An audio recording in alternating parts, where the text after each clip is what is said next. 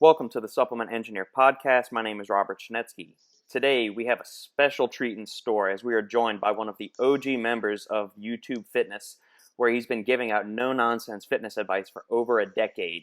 Today's guest is a personal trainer, fitness model, BSN-sponsored athlete, and the CEO of Muscular Strength, Mr. Scott Herman. Welcome aboard, Scott. Hey, what's up, Robert? Happy to be here, man. This is awesome. First off, thank you for making time today. I know you are a very busy individual, lots of things going on, as we were just talking about before we started the call. So, first off, thanks for doing this. And how are things in sunny South Florida? Yeah, things are great. I think we're about to get a hurricane soon. My buddy was texting me. He's like, Call of Duty party, stuck in the house with a hurricane. I'm like, I go, that's good for me. So I don't know if your community's into gaming at all, but me and my buddy cheat so bad on Call of Duty because he's my next door neighbor. We can play Blackout and drop into a solo game at the same time because we're on the same network. That's messed up. Yeah, it's wicked messed up. And we also pick the same exact character. So if somebody spots one of us, they think it's just the same person running around. Yeah. We have fun. Whatever. You guys probably going to hate me for that. But, at the end of the day, I'm just trying to have some fun. You're originally from Boston. How much experience do you have with hurricanes? Not much. I mean, I just know it gets windy, Maybe I'll tether myself to the street and see how long I can withstand the wind for a workout or something. I don't know. We dealt with them a lot growing up, and we'd run down to the levee or the lakefront whenever a hurricane was coming in. We'd get berated by the high force winds that were coming in, and of course all of that went to hell in a handbasket when Katrina hit in '05, and that's when the whole city got flooded with water and everything. But it's in most normal circumstances, hurricanes, it's like you said, it's time for a party. You just relax, you get out of school, you cut loose, have some drinks, play some video games, do whatever you want to. Yeah, and at the end of the day too, it's like if it gets really bad, just make sure you have protection because people loot when things go to hell. Yeah, so exactly. You put out your "if you loot, we shoot" sign, and you just do your thing. Yeah. All right, man. So you've been in the game for a long time. You've been making videos for over 10 years. And I've gone back and looked at some of the original videos. Do you ever go back and watch some of your original ones that you put together? Oh yeah, man. I mean, they're so funny to watch. Yes. I was just so stiff and awkward in my original videos. What a transformation. Well, back in '09, YouTube was not the medium that it is today, as far as popularity, the amount of content that was on there. So what gave you the initial idea to start producing content on there? It basically came down to that. I was the website originally started because I was a general manager of my gym. Mm-hmm. And I wanted to be able to keep members there longer. So a lot of members would join my club and they wouldn't be able to afford a trainer, and I would see them quit. So obviously as general manager, you're like, how do we keep memberships? How do we keep people coming through the door?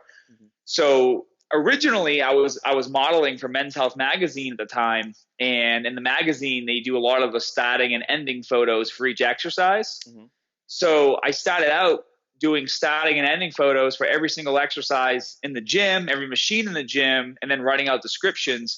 And then I would tell people when they joined the club, like, hey, if you need help with machines, you can't afford a trainer, you can check out my website. And then it's free. It was free to use at the time just to know what the machines are and how to use them. And then after I got off of the Real World, I was living in New York City. And so when I was on the Real World, that was basically a camera in my face 24/7. And that was kind of the start of this social media boom. I mean, Twitter came out like a month after my season aired on TV. That's how long ago this was. And so YouTube was relatively new at the time as well. It had been around maybe for like a year, but it hadn't really caught any traction yet. Mm-hmm. And I just thought, I can probably take what I'm trying to do on my website to the next level by filming demonstration videos. Mm-hmm. And filming my workouts and teaching people that way. And so I think that's what makes me very different as a YouTuber. And as you said, one of the OG YouTubers. I feel like a lot of the guys from my era, we started doing our YouTube channels because we wanted to help people, because in the very beginning, nobody really knew you could make money being a YouTuber. Right. So it wasn't about the money. It was about the content and helping, which is why for a while I even struggled with changing how I present my content because I wanted to keep teaching. But as more and more people got on YouTube, you had to find ways to make yourself known, versus just doing the same thing over and over again. You have to reinvent yourself. And so I still do a lot of the teaching, but in the beginning it was pure teaching. And in the beginning, you would get so many views on a video that was no bullshit, no messing around, just straight. Like I would make 2-minute videos, my 2-minute how-to videos, and those all now today have millions upon millions of views. Right. But nowadays it's like if you post a 2-minute video, because even if somebody watches the entire 2 minutes, it's only 2 minutes of watch time. And because the algorithms are so insane, you're better off posting a 15-minute video full of like fluff and bullshit because at least if they watch for 6 or 7 minutes, it's still 7 minutes of watch time versus 2 minutes. Yeah. So I still try to stick to my roots, which is obviously teaching, but I try and do it in such ways where, like, for example, I'm redoing a lot of my old videos, my old how-to videos. Like, for example, I did recently how to pen lay row, but now it's how to pen lay row 3 golden rules, where when I first started my channel, it would literally be me standing there saying, bend over, grab the bar here, pull it to your waist, hold your core tight, and then put the bar down. That's how you do a pen lay row. Now it's a little more in depth. I mean, granted, I'm a bit more polished myself, so that helps. Yeah. But now a video is like, the first golden rule is you've got to make sure, you're bending over and pushing your hips back versus bending over and going into spinal flexion. Because now I can add a bit more science into it just because now, like I said, a bit more polished. So it's little tips and tricks like this that help. But overall, I got into it because I wanted to help people. I wanted to be able to show more people how to exercise and get into the gym and make it a part of their lifestyle. With the progression and the evolution of YouTube, and as you mentioned that, you can't just sit there in front of the camera and just give plain information anymore. You have to kind of up the ante. How did you avoid selling out and becoming one of the charlatans of the fitness industry that so many seem to infest the culture? I think I'm very stubborn. I think that's something like you can't peer pressure me to do anything, even I was actually joking with one of my friends the other day. I was like, bro, if you met me when I was in my teens and early 20s, and you tried to peer pressure, because I didn't drink really ever. I just didn't care for it. Yeah. And even now I don't care for it. Like I'll go out and have like a margarita with my wife or something, but like you won't catch me buying beer and bringing it home. Unless it's like a straw burrito, because those are really good. But, Scott and, back in my 20s and teenage years, if I was at a party and kids were peer pressuring me to drink, I'd be like, listen, like, I will beat the ever-living shit out of you if you don't leave me alone. Like, I am cool. Like, I just didn't care, So I guess I guess the point I'm trying to get to is that my morals and values that I have of the kind of person I want to be are very strong. Not saying that people who drink are bad people, obviously, but just when I was a kid, I was like the protector of my group of friends. Yeah. And so in my head, if I ever got drunk or high or anything, I wouldn't be able to protect anybody. Right. So that was my mindset. That's why I didn't really drink or smoke or anything. I still don't today. I've carried that with me, but like I said, occasionally, have a drink with the wife. But when people started getting on YouTube and started doing, really stupid things for views and started, just kind of pushing out information that wasn't really helping anybody, or, it was made very clear that they didn't know what they were talking about, or, we call them "it works for me" trainers, and they're just young kids that have 0 certification. Right. And they went to the gym, lifted weights, and they're like, well, this worked for me, so it must work for everybody. And they don't understand the mechanics of proper form, progressive overload, how to structure a workout program, which exercises come first and why they come first. But, but they would go to the gym and then they would lift and act like a goof and then get a lot of views. And I was like, I don't want that to be me. It'll never be me. Okay. Where you mentioned that you were kind of the leader of the pack or the protector of the pack, and that you've managed to stay the straight and narrow just from your ethics and your morals, and your personal code of conduct. Where did you get that from? Is that something that developed as you grew up? Was it instilled by your parents? How was that? Sesame Street, Oscar the Grouch teaching you good things or something? So how did you get that? I mean, I would say it was definitely a combination of parents and then just being really into superheroes as a kid. I mean, the first thing that I was really into was Ninja Turtles, when they were cool. Yep. Yeah. Well, they were cool. The original 1990s cartoon, the Turtles, was amazing. Exactly. When they were cool, I mean, they were all about protecting and being helpful and all that stuff. And then obviously the transition is as you got older, as you became 10, 11, 12 in the 90s, you get into Marvel, you get into DC, and you start getting into all of that. And then you start getting into anime, and you kind of follow this pattern of, all of the adults that you're reading about are superheroes that are selfless and always trying to be there for others and help other people. And I was bullied as a kid, and just because I was very introverted, I wasn't really outspoken. Wasn't even really outspoken until my mid-20s, and now you can't get me to shut up. But when you're very introverted as a kid, you're an easy target to get picked on. But it was weird because I would get picked on, and then I would finally snap, and then I would beat the crap out of the kids picking on me.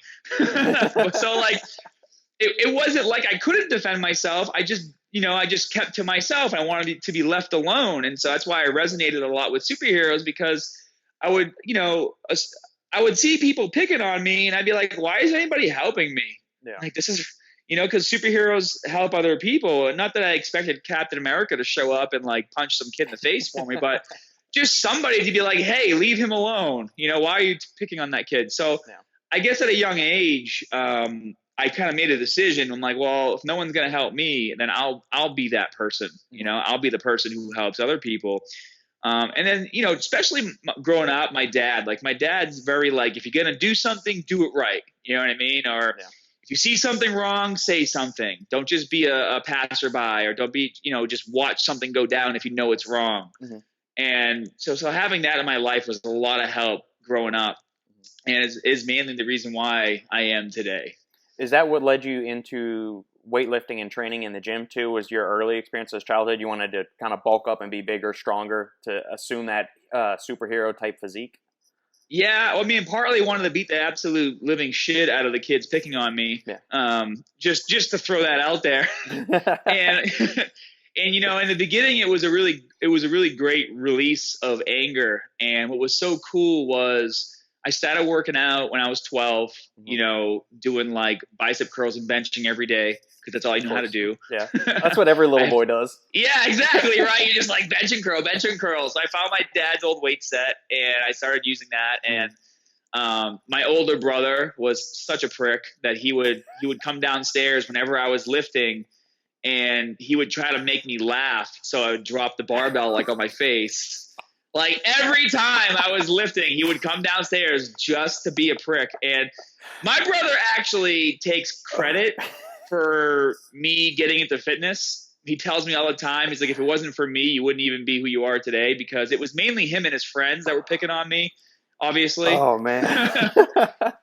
And so, it wasn't bad enough that he would try to make me laugh while I would lift. His friends would literally at the bus stop be like, did you work out today so you can beat me up someday? And I'd be like, in my head, so it was damn, I can't win, In my head, I'm like, yes, I will beat the crap out of you one day. Just wait 2 years for me to bulk up, So what I was getting at though was the cool thing was, in the beginning, I worked out because I was angry, but then after a couple of years of doing it, and then I started working at a gym when I was 14, and I was always into sports. And don't get me wrong, I had a lot of friends growing up. I just had I would say the occasional bullying. It wasn't every single day, but it was enough to, obviously piss me off.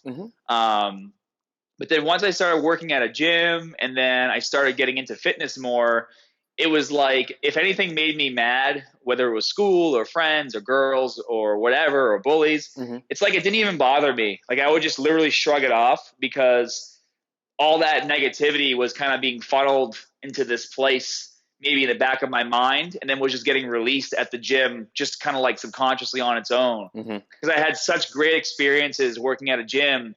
You know, when you're 14 years old and you're working at a club, I was doing maintenance. I was cleaning the machines.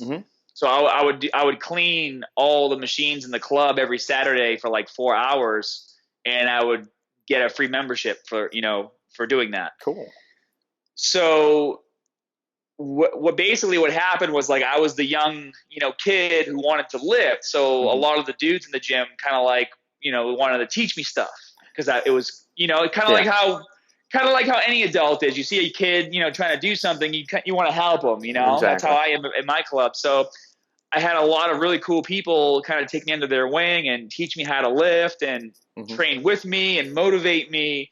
And just the people that I would meet at the club, usually if you're at the gym, midday, because I started working during the week too. I mean, you either don't have a job or you have a successful business. So a lot of these successful business owners became my friends, and they would always encourage me, like, do well in school, pay attention.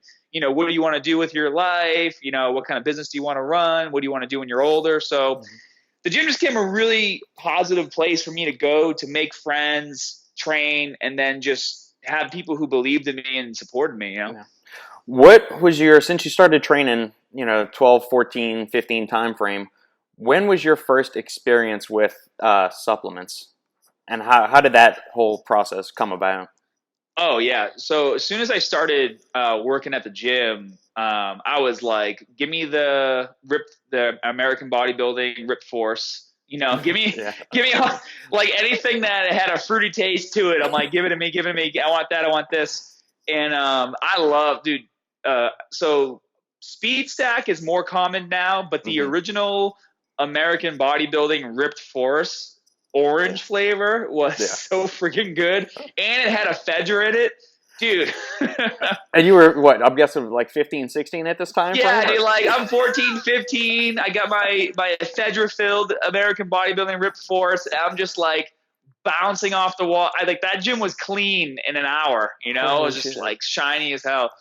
But when you're that age, you just see you see people lifting, you see them taking supplements. So you're just like, oh, okay, time to take some supplements. Yeah. And for me, it was always more about what tasted good. I think when I was younger, I didn't really care what it was. I knew when I was a kid, I knew of things like creatine and, all that. And I was like, well, creatine's just a powder. I want something I can drink. Yeah. I mean, give me that orange drink. Cause orange was my favorite flavor. Like Sunkist is my favorite soda. So I'm like, well, I like Sunkist. I'll probably like this orange drink. Yeah. And I got them for free because I worked there. So I'm like, yeah, give me that. Oh, gee. And then I still remember, I have a scar on my arm, actually, from the first time I ever bought protein powder. Can you see that? I don't know if you can you see this little scar right here? Yeah, you see a little outline of it. Yeah. It's like this long. Yeah. How does a protein powder equate to a scar on your shoulder? Well, first of all, when I got the scar, it was at least like a little bigger than half of my arm, because my arm was like this big. So the gym that I had worked at, it was a Gold's Gym. We sold I don't think the company's around anymore. It's Metarex. Yeah, they just closed recently. Yeah, so like their original protein, the vanilla they had, it had this like weird tangy taste that like didn't really taste good, but because it didn't really taste good, it did taste good. Like, I don't know how to explain it. Like, it just had a weird taste that tasted really good after a workout.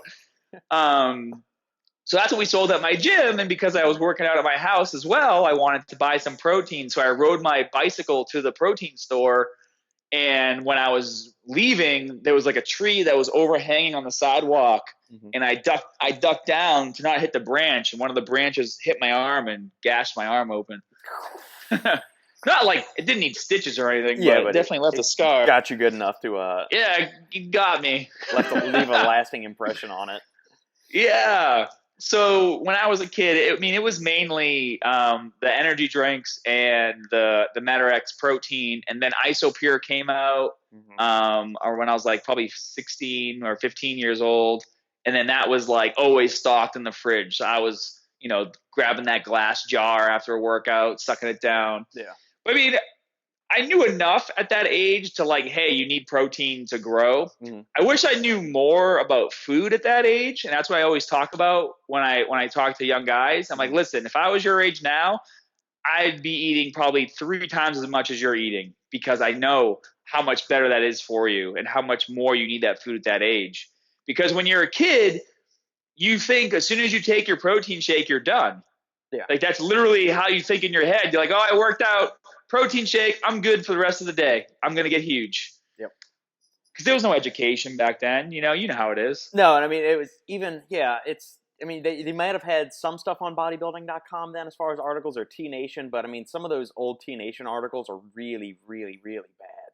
Just as far as the nutrition, diet advice, training, supplementation, all of that stuff. Even today, some of the stuff I would still say is suspect at best. Yeah. So, did you get any kickback from your parents for weightlifting at such a young age or using supplements then?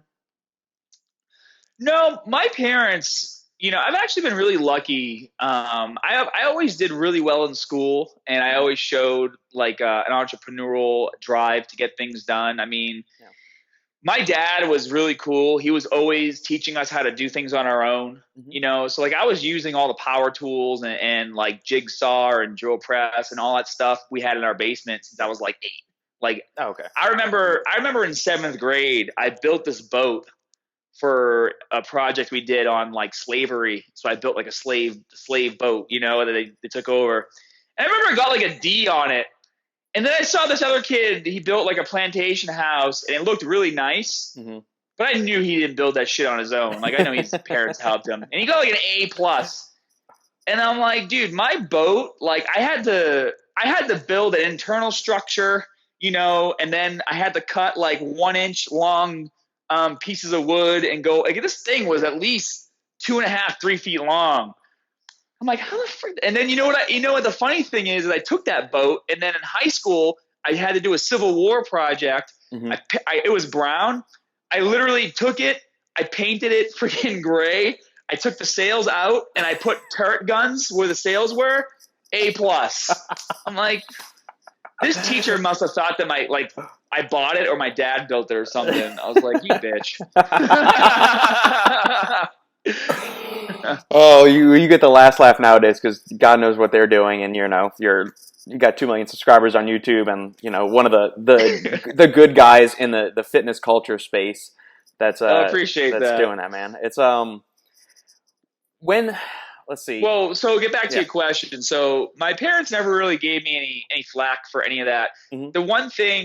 The only thing that happened was the first day my dad dropped me off at the gym for my first day of work. Mm-hmm.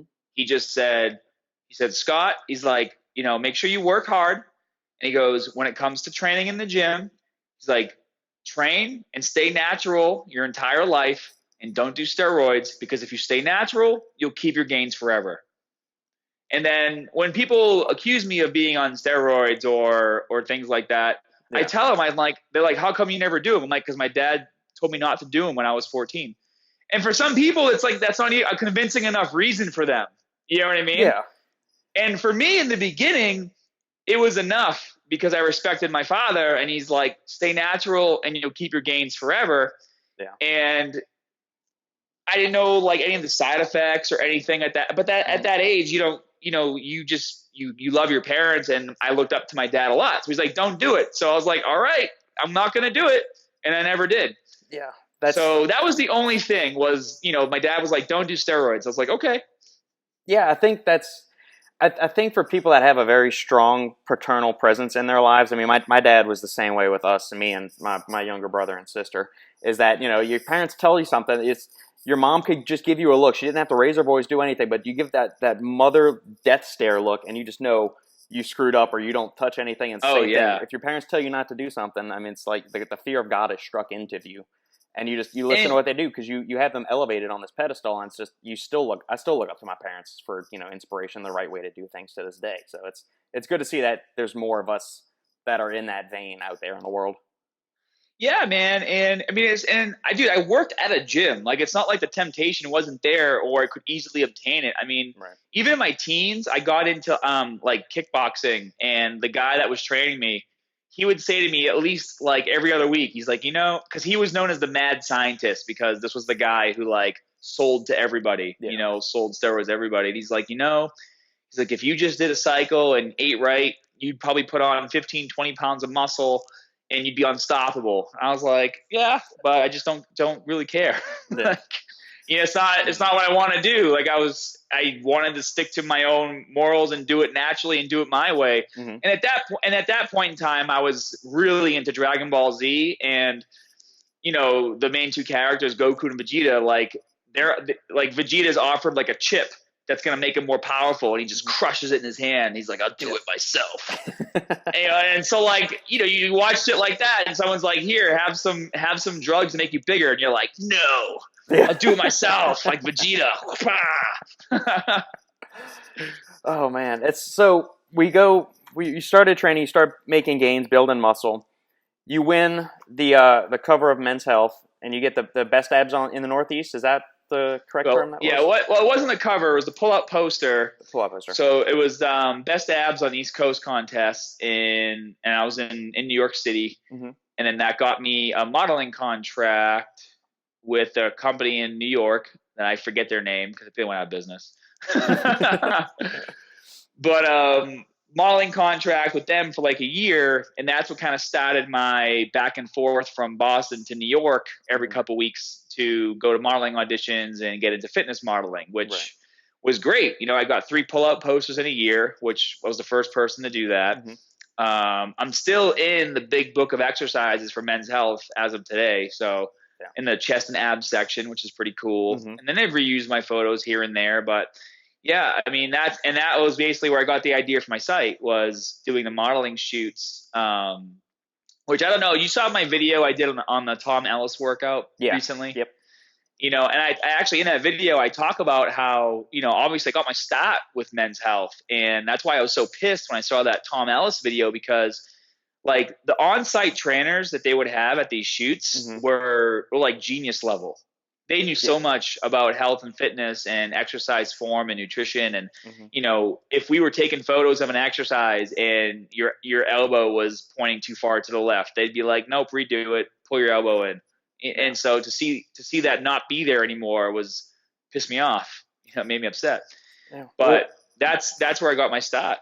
Yeah. When I first started really understanding exercise science and getting into fitness, all that, I remember Men's Health used to put out really good information. They had the Homegrown Muscle Series. David Jack was one of their big trainers that was there at the time, and then it went to DJ Gador. And now you look on the site, and I mean, it's just it looks like a Beachbody advertisement almost. There's so many gimmicky exexercises and videos and workouts there. It's a shame. They're just struggling to stay afloat. And I had even actually contacted Men's Health and Muscle and Fitness to offer them content. Mm-hmm. And they're like, sure, but we're not going to pay you. We'll just give you exposure. And it's like, well, what really kind of exposure am I getting? Because it's not like you're putting my YouTube channel at the top of the article. Right. You know what I mean? So it's like, at that point, it's like, it's really cool to have a couple under your belt to say that you did it. Mm-hmm. But then after that, it's like, well, there's really no monetary value here, because whether you write one article or 100, you can just say, yep, I was featured on Men's Health, and then use that to promote your own business. Yeah. At what point did you cross paths with BSN and become a sponsored athlete with them? So when I was on The Real World, my roommate, JD, was drinking NO Explode like every day just to go out and potty. Mm-hmm. So he was making us like NO Explode like shakes. He would take a blender, fill it with ice, and put like, way too many scoops in. My JD was nuts, man. He'd like fill it all up, and we go to the gym and we start to train. And that's when I first actually had my first experience. NO Explode was on The Real World. Uh-huh. And so after the show was over and I had started my business, I went back to the gym that I was the general manager of, and I was working there part-time as a personal trainer as I continued to build my video library, and I was trying to get to that point to where I was earning enough income where I could stop being a trainer at the gym and focus full time on my videos. Right. And I actually met this guy at the gym who was my age, and his name was Anthony. And he happened to know a girl, Tiana, her name was. Yeah, this girl, Tiana, who was a BSN athlete at the time. Okay. And he was like, hey, maybe I can get you hooked up with BSN through her. And so we exchanged information. And then I talked to the athlete manager at the time. This guy's name was Brandon. We actually just saw, like, I think about at the last Olympia, and he's like, hey, man, he's like, do you remember me? I'm like, dude, of course I remember you. You're the first person to sign me back like 10 years ago, you know? I thought that was really cool. But anyways, he's with a different brand now. But anyway, so I talked to Brandon at BSN, and it was like I had 4,000 subscribers on YouTube, and he's like, I really don't know what you have, but I know you have something because like, social media is so new. He's like, right. I know you have something. He goes, so how about we do this? I'm going to give you free product, right now, monthly. And then I want you to keep doing what you're doing. And then we're going to see what happens. And then we'll go from there. And then like 2 months later, I had gone from 4,000 to 12,000 subscribers. And then that's when we signed. Wow. So I actually signed with BSN the final year Ronnie Coleman was with them. Okay. So my first Arnold Classic I went to with BSN was the last one that Ronnie went to with them. Then he started his own supplement line, King. Right, yeah, with Ronnie Coleman supplements. Signature series, there we go. Exactly. Can you give the listeners a little bit of an insight into, I guess, what sponsored athletes were required to do back then and how that's progressed as your relationship with BSN has evolved? Because at that time, BSN was, I mean, they still are one of the big three that's been around in the industry forever.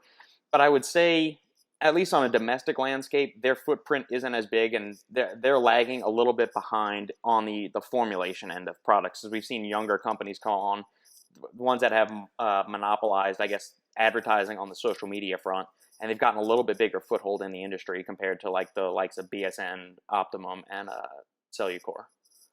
Yeah.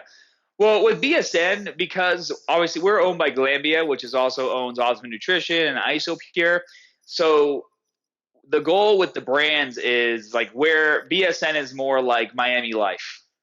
So that's kind of the marketing and the crowd that BSN goes after. We're like the showstoppers, the conquerors, the alpha males. That's who BSN's target audience is. Gotcha. So it's a little different from maybe another brand where their target audiences are trying to get probably everyone.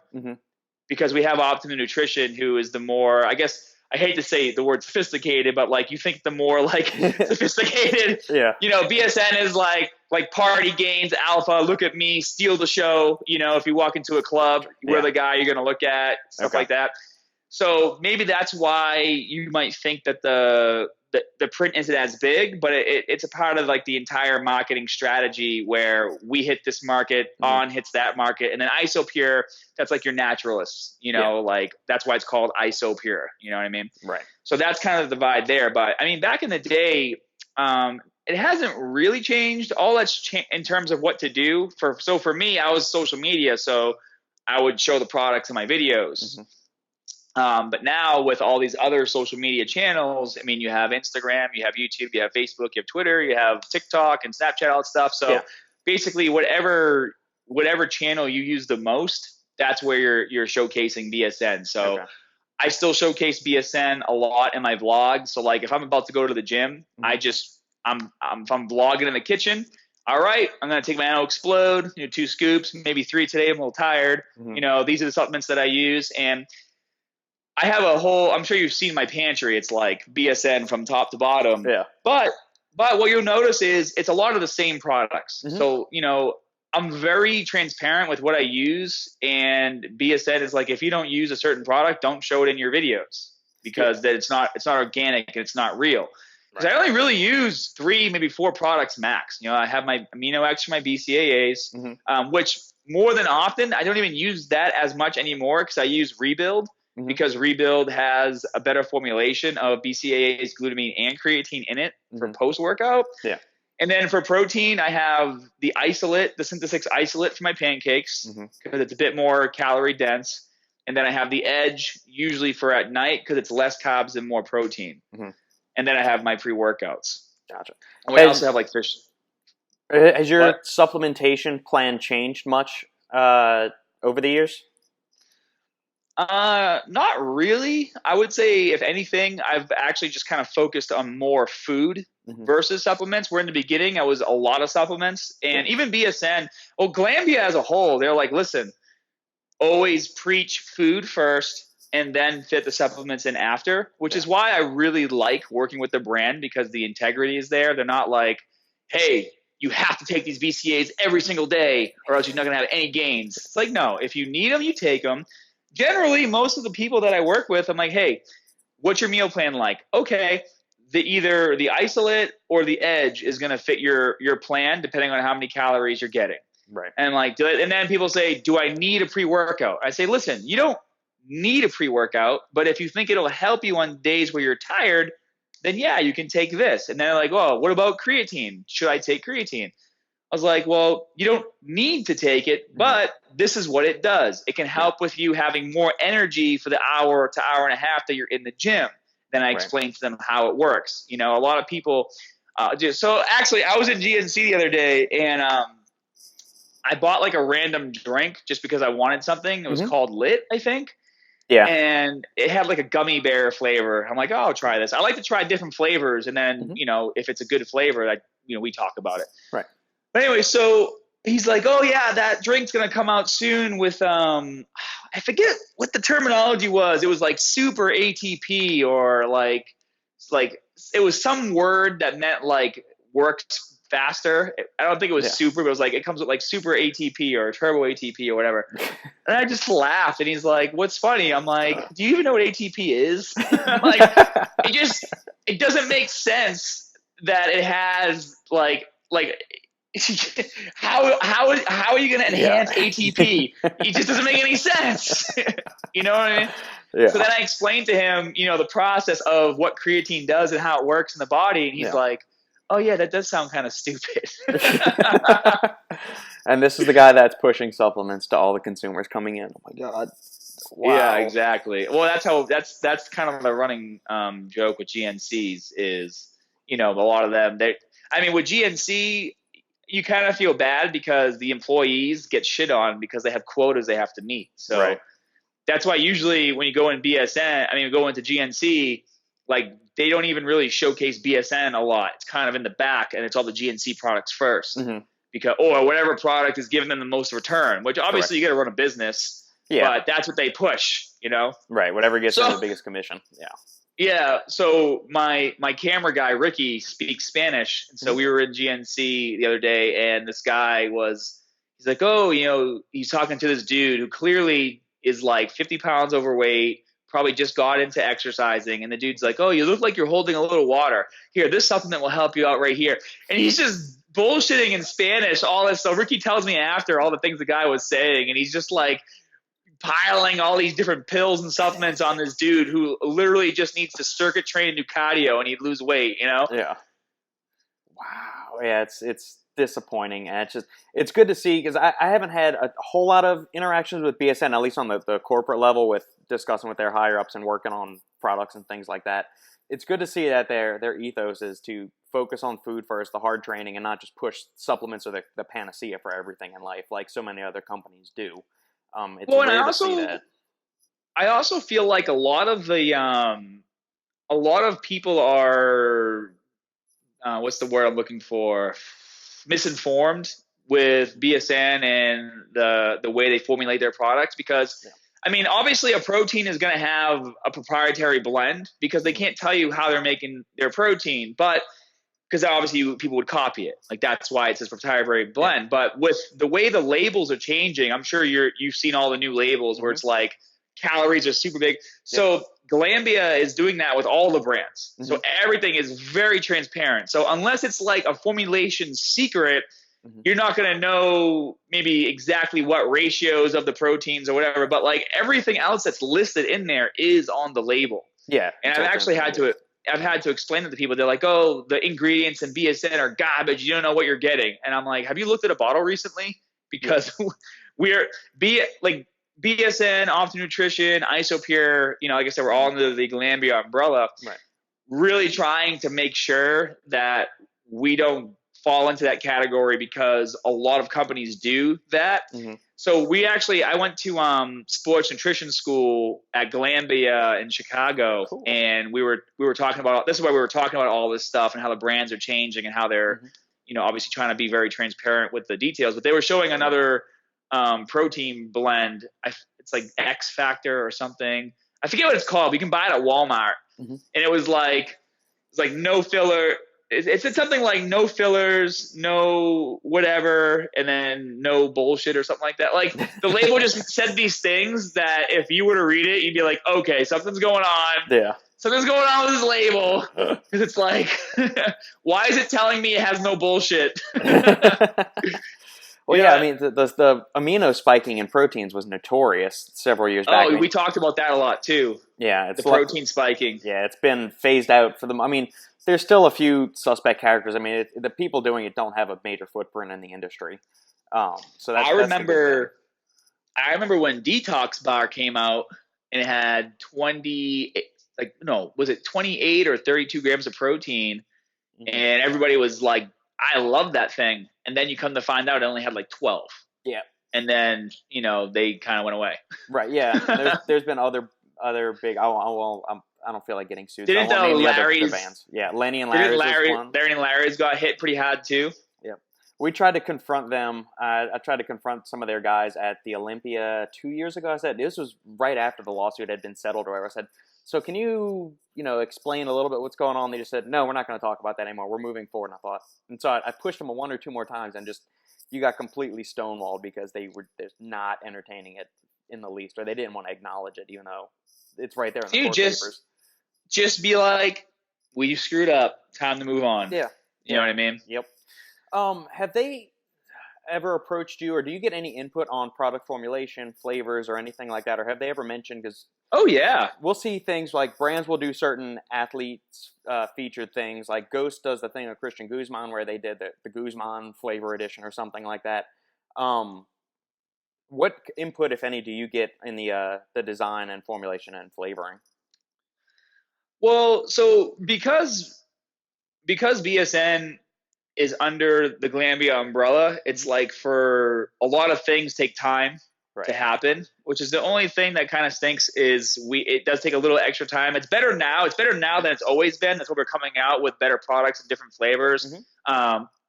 We recently signed with we partnered with Cold Stone to come out with all the Cold Stone flavors. Yep. It tastes really good. There's more flavors of that coming out.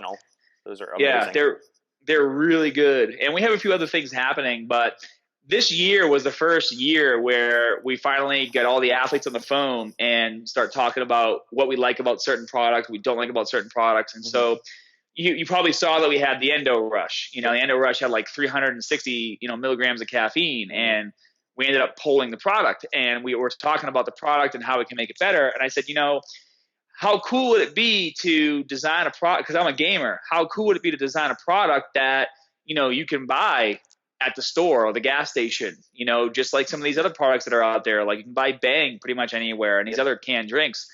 I was like, that can be an entry level energy drink that we can start targeting a younger audience and formulate it correctly so that they like it, it tastes good, and it gets the job done, because that's what I would drink as I was gaming. You know what I mean? Right.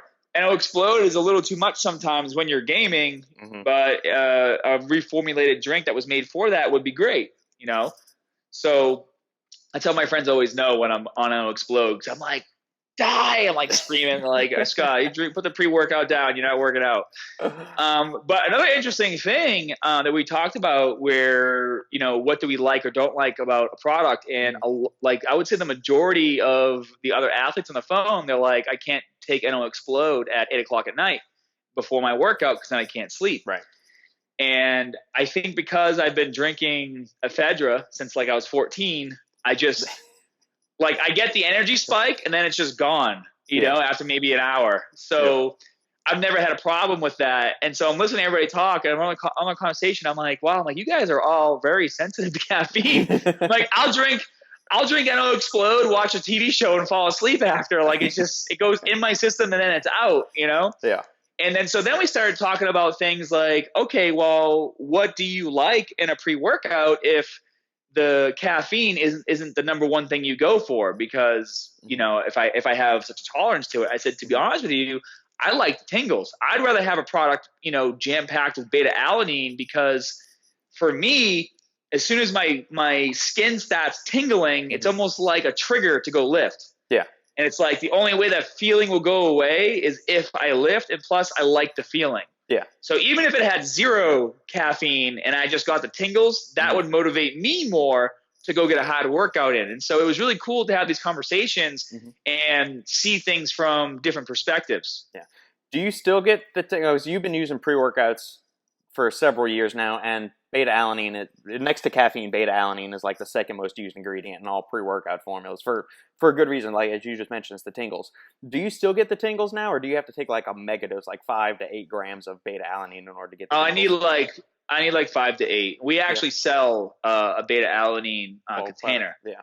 Yeah. And so I need like 5 to 8 for it to hit me. Yeah. Actually, I don't know what the hell I took, but I had to present at the Arnold Classic, right? And so I got a workout in first at the Powerhouse, and they had a drink in the fridge. It was just a blue drink. I'm like I told you, I see a color I like. I'm like, I want that drink. So I'm like, can I have that blue drink right there? And it wasn't even that big. The bottle was like maybe 1.5 inches in diameter. Like, it was really thin and tall. Yeah. And I'm like, all right, I'll drink this. Dude, I was putting my suit on. Because I drank it after the workout, because I'm like, oh man, because it was like 8 o'clock at night. I'm like, I need some energy. So I took the blue drink after my workout. So blood's already pumping. Damn, man, my face was so red and tingly from this drink. Must have had a shitload of niacin in there too. That and beta. Yeah, I did have a lot of niacin in it, actually. It did. Yep. And so I'm putting my suit on and I'm like burning up. I'm like, oh my God. I'm like, how am I going to freaking go down there and present these rewards? What's your typical caffeine intake in a day? Are you a big caffeine user, or is it just basically one shot of pre-workout and you're good for the day? No, I mean, I have a coffee in the morning. I have an espresso machine. Mm-hmm. So I'll usually have a coffee in the morning, and then I'll take a scoop and a half or maybe 2 of NO Explode before I lift. But I'm trying to not, because I'll drink NO Explode just because I want a fruit tasting drink. Yeah. Like, I'll be sitting at my desk and I'm like, nah, I kind of want something a little fruity right now, and I'll go put like maybe a quarter of a scoop with some water, and then I'll drink that just for the taste, because I like the taste, and I have 30 bottles of NO Explode in my cabinet. So it's not like it's going to waste. You know what I mean? Yeah. But I'm trying. It's probably not the best thing to do, so I'm trying to keep it to like, I'm only going to do maybe like 2 or 3 days a week where I really use pre-workout and try to cut my caffeine intake down a little bit. Yeah. Because I like to rely more on myself and my own mental fortitude to get my workouts done. Mm-hmm. So I think because I was working out a lot on my own in my house where it was just me, I was relying more on pre-workout to help out with my energy. But now that I'm going to the gym more, that I'm in Florida, and I've actually made a bunch of friends there that are, actually big, like as big as me or bigger than me. Yeah. Because for me, that's actually always been more motivating. And I kind of realized that working out last night. I was working out with 2 of my buddies, and we were just like goofing off. I would say the workout was intense, but while we were resting, goofing off and having fun. Yeah. And that energizes me more than anything, just that social interaction, because I'm a very, very social person, you know? So I'm trying to cut it down a little bit. So maybe on days where I work out from home, I'll take my pre-workout. But if I'm going to the gym, I'm trying not to right now, because I want that feeling to come back of like that hit you get. Yeah. And the only way that you can get that feeling back is by weaning down and then taking again, Gotcha. Have you ever been, because we've seen, we saw Ronnie, you mentioned earlier, Ronnie went off and started his own supplement line. And a bunch of other athletes have done the same thing. Have you ever been tempted to do that or entertain the idea of doing it? And if not, then why not? So my main focus is my site and my app and my programs. Mm-hmm. And it takes so much work to do that No. that yeah, I could probably come out with a supplement and then market it and then, make a ton of money with it. But my main goal since the beginning has been helping people reach their goals. Mm-hmm. And I don't think people need help the most to know what pre-workout to buy. They need to know what to do in the gym so that then maybe the supplements come second, right? So I like working with BSN. I've been with BSN for 10 years. Mm-hmm. I love how the products are always getting better. And I just kind of always thought in my head, why try to create a brand from scratch when you can be associated with a brand that you like and trust and then put even more focus on your business, which in turn helps the brand, and then the brand, works with me. Like I just signed with Jed North, the clothing company. Yeah. And so a lot of the conversations we had, because I had talked to a few other companies before this, and I told each company the same thing. I said, I don't work with a lot of brands. The only brand I've been with long term is BSN. Like I've done stuff with Lionsgate and a few other things, but I don't brand hop. I feel like a lot of athletes just go where the money is the best. They do, and I was going to bring up later. Yeah. Oh yeah. So I mean, I renegotiate my contract every year based on performance on both sides. Yeah. And so I feel like instead of going, hey, maybe this company might give you, let's say, 10 more grand for the year versus this company. Okay, but is that company going to re-sign you in a year and be around? Like, right. You got to make sure you look at things like longevity. Mm-hmm. And a lot of these athletes too, they take the money and then they really don't kind of do what they're supposed to do. And then that's why they get dropped the following year. They don't do the posting, they don't do the tagging, they don't do any of that stuff. Mm-hmm. But with BSN, it's always been a really synergistic relationship where I include them in my videos. I mention them in my posts. I show them in my stories. I do content with them. Mm-hmm. And now the same thing with Jed North. It's really easy for me to wear clothing I like to train in and then just say where I got it from versus wearing stuff I don't like just for a paycheck. You know what I mean? That makes sense. And yeah, so that's kind of been my mentality in terms of relationships with brands is, does it make sense with what I do now?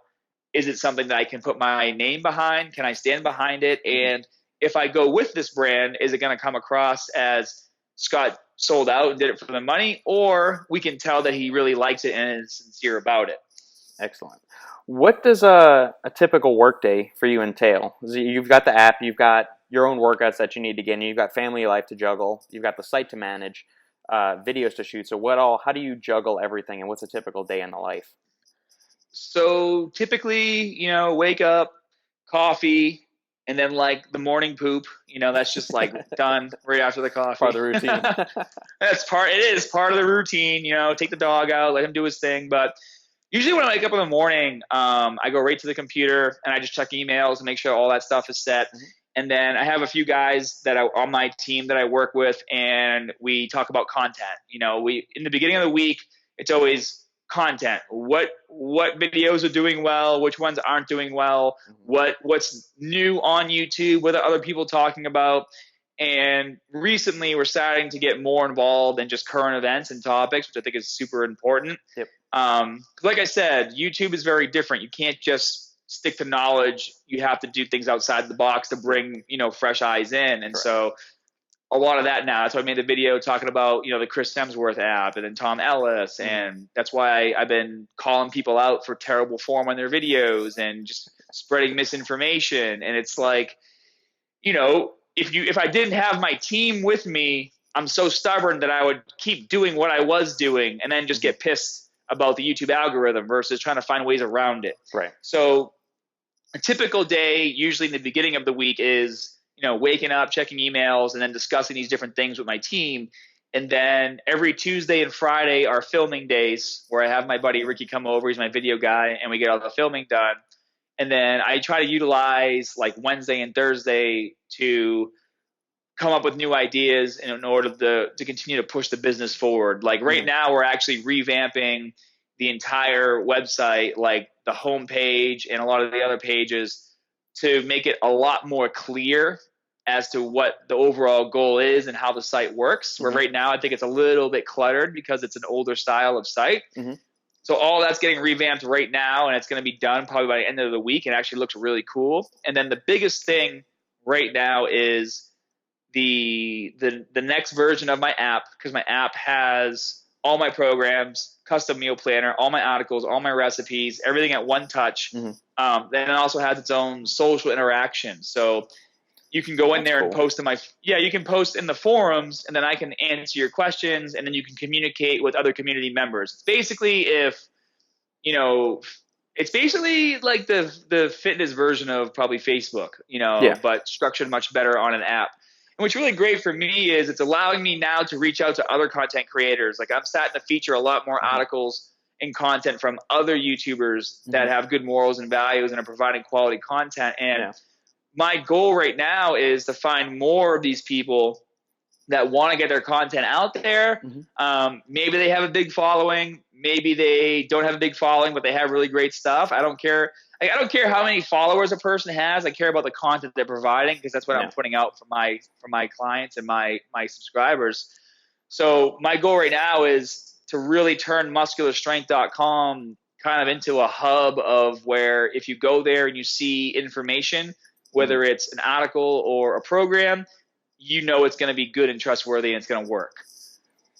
Fantastic. That's my main goal right now. So that's kind of like how my weeks are. My weeks, I wake up, I check my emails, we get the video stuff kind of figured out, and then the bulk of my time is spent, how can I bring more people into the website? How can I showcase other trainers that are providing great content and really start to build my team.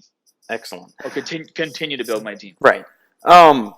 10 years into making videos, do you ever experience burnout with making videos, and do you enjoy the new style of content where you're calling out the shenanigans in the industry? Oh, yeah. Burnout happens all the time, especially on YouTube, and more so on YouTube because you just never know how a video is going to do.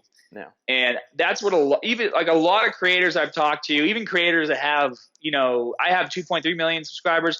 You'll hear the same thing from creators that have 6 million, 10 million, 15 million subscribers. And it's like, you just never know when you put a video out how it's going to do, because YouTube is constantly changing the algorithm. They're constantly turning off the notification bell to your subscribers, So a lot of the burnout, honestly, for me is like you spend all this time on an amazing video and it launches and it does okay.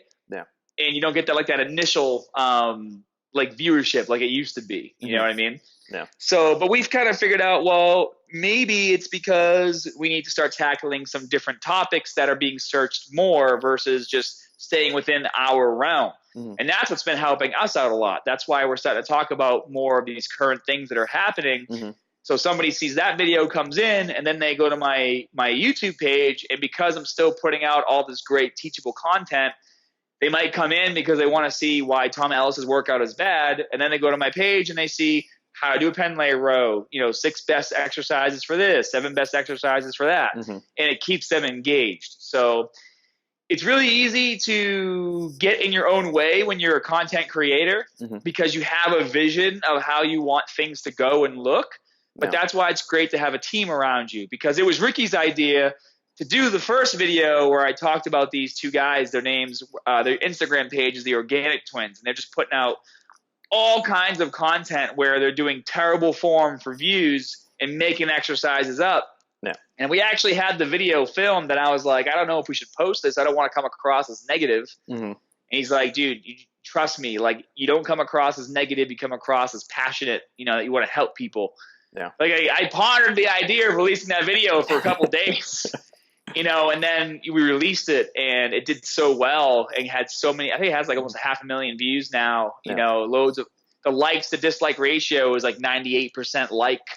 It's like, I guess now with the way social media is, it's almost like people respond better to teaching in such a way where you call out someone else's bullshit and then teach the correct way to do it. Versus just like, hey, this is the correct way. It's like, hey, this person doesn't give a shit about your joints. They just want your likes and your money. Right. I want your likes and your money, but I also care about your joints. I want you to get results, but I want your money too. But do it in a safe manner. That's what we're here Yeah, for. exactly. I mean, at the end of the day, it is a business. It's how I pay the bills. You Yeah. know, videos are, you guys watch the videos for free, but that's how I make a living. Right. But I have integrity behind that. Exactly. You're also a family man, but you work for yourself. So how do you juggle constantly being on for work with unplugging and still making family a priority? Well, my wife does YouTube as well. My wife's a chemical engineer, but she has a fashion YouTube channel, so she gets it, and that helps a lot. Mhm. But I try my best to plan dates. So I'll be like, babe, let's do something on Thursday. Let's do something on Saturday. What do you want to do this week? And let's make sure there's a day that we set aside and we do it. Because I feel like even if you're not a social media person, life just gets redundant and routine. Yeah. If you, no matter what job you have, especially if you work from home, so you really have to plan like quality time with your family as part of your schedule. Right. And if you don't make it part of your schedule, it all kind of blends together, and then you end up just kind of unintentionally maybe doing too much work and not having good enough relationships with your kids or your significant other. Gotcha. Is she as into training as you are? I mean, obviously not to the extent that you are, but does she still enjoy going to the gym, working out, and health, Oh fitness, yeah, lifestyle, and all that as well? yeah. She loves training in here too. So she loves that she can train at home, and she does fashion, so she has to stay in shape. I tell her, I'm like, if you don't go to the gym today, you're not gonna be able to wear that Chanel skirt you just bought. For no other reason, do it for the clothing. Yeah, right. Whatever motivates you, you know. So the key, you know, people get so upset about motivation. Mm-hmm. Like I was trying to bulk at one point, and my body just responds better to lean bulking Mm-hmm. as opposed to like just really packing in the calories. You know, my wife was like, love handle's getting pretty thick. I was like, well, not going to be doing that anymore. Where other people would get upset. Like, it's just like, it's a characteristic of your body. If you don't like it, then you're the one, the one that's the problem. You know Yeah, what I you're the mean? one that has the power to change it too. It's not anybody else's fault. You're the only one, shoveling food in your mouth. Yeah, exactly. So, yeah, so we bust each other's balls, and it's a good way to stay motivated. But my wife's very motivated, and we actually met in the gym. So, Oh, that's awesome. That's very cool, yeah. man. With training, there's a constantly revolving door of debate between volume versus intensity. Where do you fall on that spectrum of, should you do a lot of volume? Does it just lift heavy? Don't worry about that. Where do you kind of fall in that spectrum? To be honest, I kind of lately just been splitting the difference and utilizing both methods. I put out a program last year called Cheat and Recover, which focuses heavily on intense training followed up by a set of volume with proper form. So on the cheat reps, you're basically overloading for 8 reps as heavy as you can, skipping the concentric phase of the movement. Then as soon as you're done, pretty much lower the weight in half and then do 8 more repetitions with perfect form. So if you were curling, you would cheat the concentric, focus on the negative, and then do a set rate after that where you focus on the negative and the positive the same, with the same amount of attention. Yeah.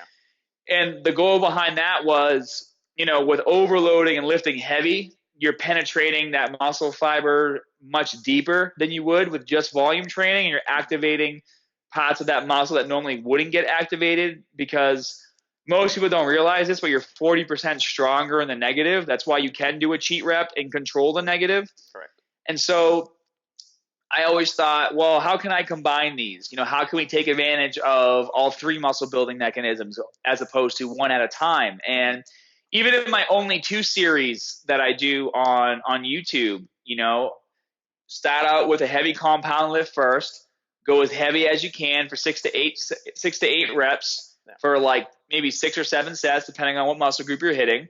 So if, say, for example, you're doing chest, well, instead of bouncing around the gym, focus on lifting as heavy as you can for 6 to 8 sets on the bench, keeping that 6 to 8 rep range. Then as soon as you're done, go to the cables or grab a pair of dumbbells and hit flies for 10 to 12 repetitions. You've already pre-exhausted the chest, lifting heavy. You've already overloaded. You've broken it down. now take advantage of that muscle fatigue and infuse more volume into the workout. And that's been working for me really well. Mm-hmm. And actually, I'm going to be giving away soon. I have to just produce 2 more videos for the last couple exercises, but mm-hmm. in this adventure that I'm on, calling out all the bullshit on YouTube and Instagram with all these fake workouts, I'm basically going to be like, here's a free workout. It's guaranteed to help you grow. Download it. And just to show that with 1 to 2 2 maybe 3 exercises per body part, you can build a lot more muscle than, the 34 set chest workout that takes an hour and a half and you're doing like 8 different exercises. Yeah. What does your current training split look like? So right now I'm doing a traditional 5-day split where I'm hitting like chest and triceps, biceps and back. I split legs into 2 days. One day I focus more on like squatting and quads, and another day I'll do more hamstrings and calves. Mm-hmm. And then I'm doing shoulders twice a week. So depending on how the week goes, I'll try to hit shoulders maybe on my chest day and then on another day, a couple days later. Yeah. Because I'm pretty much where I want to be growth-wise. And I really enjoy the 5-day split because I like focusing on like 2 muscle groups at a time. Gets me in and out of the gym a lot faster than doing like a push-pull legs or full body. Right. And that's what I tell people. I'm like, if you're trying to grow fast, you need a program that hits multiple growth periods throughout the week. But because I'm only trying to really focus on growing my shoulders and my traps a bit faster, those are the muscle groups that I'm hitting twice a week as hard as I can, where everything else is pretty much the size I want it to be. And you'll still grow in a 5-day split. You just won't grow as fast. But I'm not so much concerned with growing everything all at once. Just the problem areas, which for me has always been shoulders and traps. Yeah. When you're dealing with clients, what, if any, do you think that supplements play in the process of helping them achieve results, as far as whether it be building muscle, recomping, or losing fat? So when I have my clients, what I normally do is once we figure out their macros and their workout and all that stuff, I have them use my meal plan app. So my meal plan app works basically like MyFitnessPal, but it has a few more bells and whistles. So you can track everything really easily. And so what I do is I say, listen, I want you to track your food for the next 3 days on the app. And then we're going to go on the app together because I can log in and see what they're doing while they're on their phone. And then we'll have a Skype conversation. And then after they log all their food, I'll take a look at what they've been eating and I'll find the gaps and I'll try to fill it with food. And whenever I can't fill with food, whether it's because it just doesn't work out or they don't have time to make that many meals, then I fill it in with supplements. Okay. Which is usually just protein, and then maybe if they want a pre-workout or creatine. Okay, perfect. Does the app check anything like vitamin D, magnesium, because those are 2 of the, or zinc, because those are 3 of the biggest common nutrient deficiencies that people tend to have? So my app has vitamins and minerals. Every single one is listed. Awesome. And the way it works is as you're entering your food, because you enter your personal data. So, your height, your weight, your age, body fat percentage, your goal. As you're entering your food, basically all your vitamins, all your minerals, your calories, protein, carbs, and fat, they have a letter F next to it, and it's a letter grade system. So as you're entering that food in, if it says F, you're failing. If it says C or D or B or A, you're good.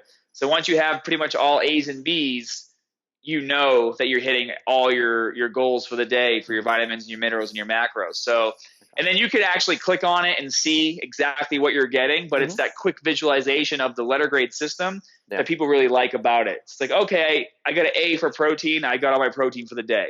But then if you click on the pie chart, you can see exactly how many grams you've had. Does that make sense? Yeah, that makes perfect sense. Yeah. I think that's it's really cool. Great way to do that. It's because that allows for a little bit more targeted approach towards supplementation, which I think is the way the industry is going to be just heading in general. It's not going to be, you need this massive muscle building, fat loss, general health stack. It's address a specific need, which that's the whole point of what a supplement should be. It's to pinpoint a specific gap and fill that gap in your diet. So 100% agree. Awesome, man. Well then, last question, and I'll get you out of here on this, Scott. 10 years in, and you've developed quite a following. You've done a number of remarkable things in the industry. What is the next 5 to 10 years going to entail for you? My goal right now is finish up these few updates that I'm doing with the site and app, and I want to start focusing on breeding new talent, bringing in fresh blood, and helping other fitness content creators get their information out there through my site and app, help them with program building, get their programs on my site and app. And then as that's happening, I want to create another business where I basically show how to create a fitness empire. I want to create my own like targeted seminar, or I mean, there's a lot of different ways you can do it. There's ways you can build it out online with video instructionals and tutorials and stuff like that.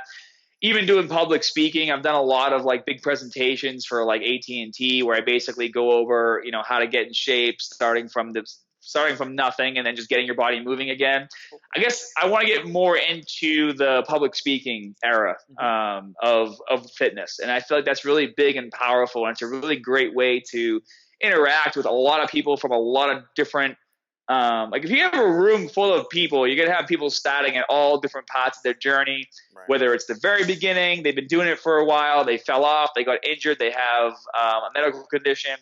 And you can quickly start to talk to these people in a group setting and get them to all kind of realize like you might all be coming from different places, but in terms of getting started and moving forward, you're all going to basically do the same thing. Yeah. And I've always been really good at teaching how's the best way to put it? One of the biggest comments I get for my videos is that I word things in such a way where it's very easy to understand and digest. So it's very relatable versus just trying to throw as many scientific terms in your face as I can and confuse the hell out of you. Right.